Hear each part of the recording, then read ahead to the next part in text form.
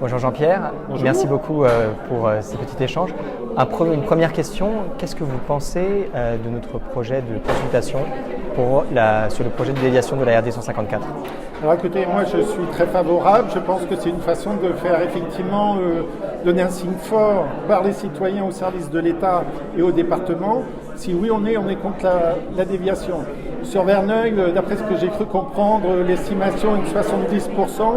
Vernouillet, moi avec qui je discute tout le monde, je pense qu'on est à peu près dans le même ordre d'idées, parce que effectivement quand vous expliquez aux gens clairement, même ceux qui sont pour, nous disent souvent mais si ça se fait pas, tant pis quoi. Et de la même manière, vous avez un avis sur le projet dit de la Marina, l'aménagement de la pointe de Verneuil, même si vous êtes moins concerné sur Vernouillet? Alors nous on est concernés tout simplement parce que le chemin qui conduit, qui aujourd'hui n'est même pas une route, part du commissariat de Vernouillet et va jusqu'à la base de loisirs. Donc au niveau circulation on est concernés. Et moi j'avais été voir les études qu'avait proposées Bouygues au moment de la concertation publique. Et il y a beaucoup de choses dedans qui ne vont pas. Et c'est très clair qu'on a un avis très négatif sur ce projet. Parce que là encore, elle n'a pas été pensée tenant compte de l'ensemble des pollutions, des besoins de la ville. C'est encore un projet d'urbanisme pur et dur qui oublie complètement les questions environnementales et surtout les enjeux d'aujourd'hui. Merci. Si vous aviez quelques idées pour la transition écologique sur notre territoire de Vernouillet et de Verneuil? Alors moi, au niveau de la transition écologique, moi je parle souvent plutôt d'environnement. C'est-à-dire que toute la réflexion doit porter sur l'environnement, la santé des habitants. Donc la transition écologique, c'est qu'un moyen. Et je dirais l'important, c'est surtout que la mairie utilise tous les vecteurs de communication possibles pour pouvoir informer les citoyens de ce qui est possible de faire. Ça peut être le journal municipal, ça peut être des points faits aux différents conseils municipaux, ça peut être des vidéos mises sur le site de la mairie et surtout s'appuyer sur l'ensemble du tissu local associatif, puisque nous regroupons 30 associations sur l'ensemble de la vallée de la Seine qui a travaillé le plan climat par rapport à Grand Paris Seine-et-Oise. On a 87 positions bien construites, donc le collectif est à disposition pour fournir l'ensemble des éléments aux maires qui veulent bien nous écouter. Qu'est-ce que ce serait pour vous une mairie exemplaire? Alors une mairie exemplaire... En termes écologiques évidemment.